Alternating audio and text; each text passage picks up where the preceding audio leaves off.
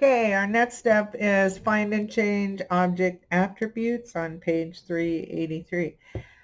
In addition to searching for specific text formatting attributes, you can also find and replace specific object formatting attributes.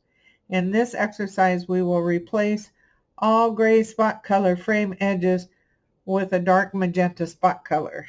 So that's what we are going to be doing next. So the first thing we need to do is bring up our, I think it's Control F, hold on. Yep, our find and change dialog box and open it back up. And the second thing we're going to do is at the very top underneath where it says query, you're going to see 4 tabs, and we want to click on the object tab. So again, right at the top, click on the object tab. And we are going to make sure at the bottom where it says search that it says document. So we have that handled. And choose all frames in the type. When I did document, there's something called type that showed up. And what we want to do is select all frames in that. Once you have done that, you'll see that there is a find object format box, and to the right of it there is a what looks like a magnifying glass to the right of it, and it says specify attributes to find. I want you to click that, and it opens up the dialog box with all sorts of another dialog box which has all sorts of things that we can do. And what we want to do with that dialog box open is select stroke. And when I select stroke, it displays all the stroke colors on the right hand side, and the color I want to select in this box is the Pantone 8001C swatch. We're going to be getting rid of that, so that's the first thing that we have to select. Once we've got that selected, I'm going to click OK. Then I'm going to go to the change object format box and go to the little magnifying glass on the right hand side and select it and go back up to stroke. And this time what I'm going to do is I'm going to select the 8863C, which is the color I want to change it to, and I'm going to click OK. So what I have in the find object format box is stroke color, which is the 8001C, which I no longer want. And then I'm going to change the object formatting color to the Pantone 8863, which is the color I do want. The search says document, the type says all frames. And what I'm going to do once I know all of those are correct is I am going to click the change all. And it says in a little pop-up dialog box, searches completed, 7 objects found, 7 replacements made. And I'm going to click OK. And once I click OK, I'm going to delete both of these in the find object format and the change object. I'm going to delete the colors that I put in there so it's ready to go for the next time.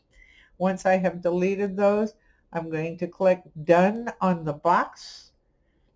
And I'm going to go up and open up my Windows separation. So how I do that again is I go up to Window, I go to Output, I go to Separations Preview, and I brought up the Separations Preview, which I'm going to turn on separations again. And you'll see that the Pantone 000C isn't really showing up right anymore, so we'll click on the other one and go through the pages, and you'll see that now I've got the 8863 on those boxes. So those are all now done. And if I go through this, For some reason it's not showing the way it's supposed to, but anyway, it's been done. And let's go ahead and turn it off. And you'll see that everything looks pretty nifty now. And then let's do a Control S to save our work. And we will go on to review tracking changes in just a second here. Okay, I just wanted to see why I wasn't getting it showing up the way I wanted. The rest of the eyeballs need to be off. So when you have just the one color on, you will see that indeed it is showing things the way it's supposed to. So now I will turn on the other one, and you will see once I'm on that this is now the one that is all the Pantone C. 8863C has now been changed to. So everything, these are no longer black like they were originally. So anyway, that's what's going on there. I just had to make sure the rest of the eyeballs were turned off. Once you have completed that, you can go ahead and close this box, and we will start on reviewing track changes in just a second here. Okay, concerning track changes starts on page 385. Earlier in this project, you enabled track changes feature for all the stories in this document. You may have noticed, not noticed, or have noticed, however, there is no visual indication of those changes in the layout. Tracking editorial changes is useful for monitoring changes in text, but displaying those changes in the layout would make it impossible to fit copy and accurately format the text in the layout. So to avoid the confusion, changes are tracked in a specific utility called Story Editor, which is more closely resembles a word processing screen. So what we are going to do is, first of all, let's go down and get to page 1. And then what we are going to do is we're going to go up to the top, and we're going to go Edit, and Edit in Story Editor, which is about halfway down, or you can use Control Y. It will also open it. And it opens up a dialog box, which I don't know if you can see or not, but it does show any changes that you have made in this document, which is quite interesting. In the track changes box, you can see that this was at the top was changed.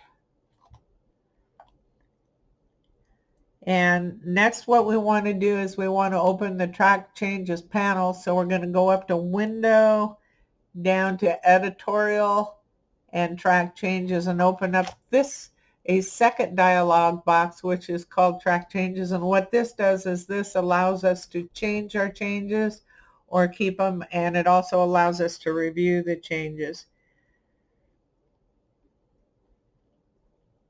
So this is the Track Changes panel. So the very first thing that we can do is and we will do this for the first one, is right now it says it's Community Arts Council, and this is what we did. But what we want to do is we want that one to revert back. So if you look, the third over is Reject Change. So we're going to click Reject Change, and it puts it back to the old one.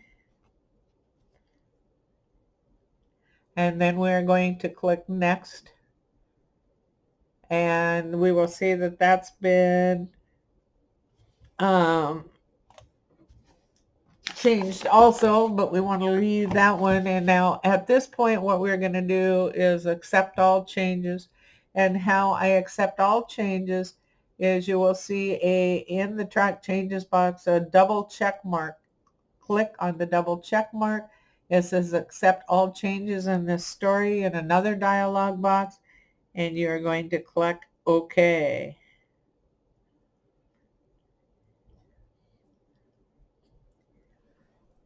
Now what we're going to do is close all the story editor boxes since we are happy with the changes, and do a Control S to save our work. Last but not least, in this particular video, it didn't close out that box. Let me close that one also. Okay. We are going to export a color managed PDF file. InDesign allows you to convert image data into defined output profile when you create a PDF for print, while still maintaining the RBG image for the digitally distributed format, whether it be PDF, EPUB, or HTML. However, because the RBG model allows a much greater gamut than CMYK, some color shift might occur when you export the PDF file for print. It is a good idea to review the potential color shift before you create the final PDF. So that is what we are going to be doing next. First thing we are going to do is we're going to go up to View, Proof Setup, Working CMYK. So go up to the top to View, go down to Proof Setup and Working CMYK. And then we're going to choose View, Proof Colors. Okay, my Proof Colors is already on. Now, this is called soft proofing, but what it does is it gives you an idea of what it's going to actually look like. The toggle provides an on-screen preview of what will happen when the image is converted to CMYK working space profile, which won't affect the actual file data, and it's always often called soft proofing. And it's a valuable way of accurately calibrating the monitor, and it eventually gives you an idea of what it's going to look like. Let's navigate through the layout and review the differences. Toggle the proof colors option on and off to look at the difference between them. So let's go up to View, turn it off so we can see what it looks like there, and with the proof colors on so you can see what is there. Let's go to page 2 and do the same thing. Now, one thing you're going to notice is when you're using CMYK colors, the colors are not nearly as bright and vivid, although you will never notice it like what we're noticing today, because of the fact that you only see the final product. So do not be discouraged when you are designing stuff and you use CMYK colors and they look dull kind of in comparison to RBG. That's totally normal. Okay, so let's turn this one off. Yep, that's what it looks like, RBG, and it's looking pretty good. And then, of course, let's look at page 4 and view it both with proof colors and without. Yep. Okay, now that we have toggled through all of them, we are going to start setting this up for the actual PDF. So it says toggle the proof colors off and on. We've done that. Turn them off. Okay, so the very last thing we will do is turn off the proof colors like so. And at the bottom of what we're going to do now is go up to File and down to Export, because we're going to start sending this off and getting it ready for print. At the very bottom of the Save dialog box, I want you to make sure that the Use InDesign document name is turned off. We do not want an active interactive PDF. We want a regular PDF for print. So I want you to call it that, and we are going to name it CAC brochure for print.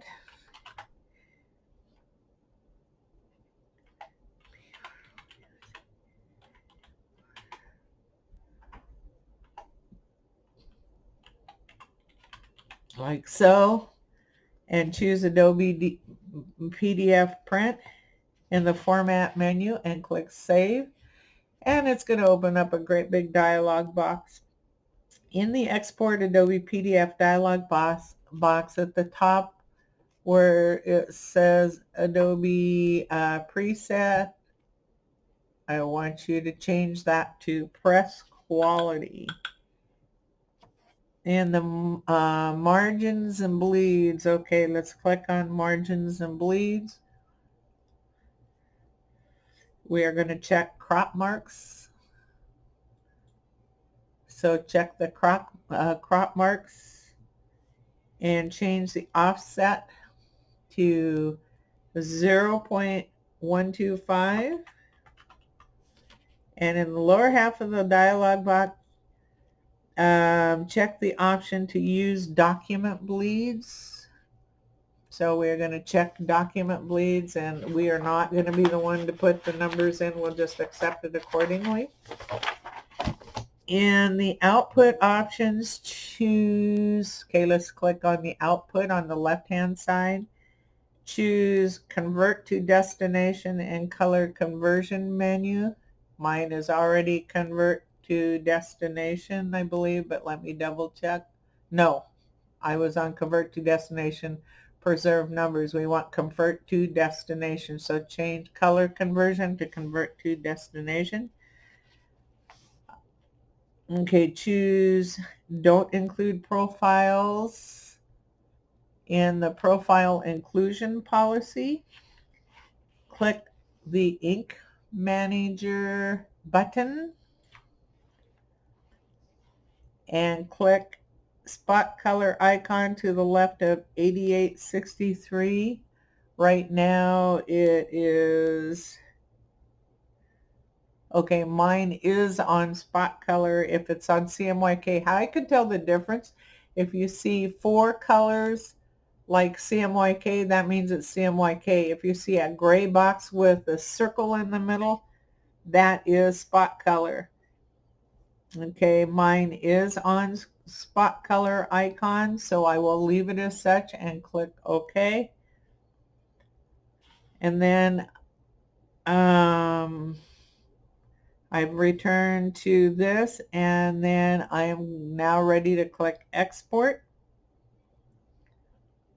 which it should have exported it. Okay, and I have the actual export pop up in front of my screen, and that's good. It's done. And let's do a Control S to save our work.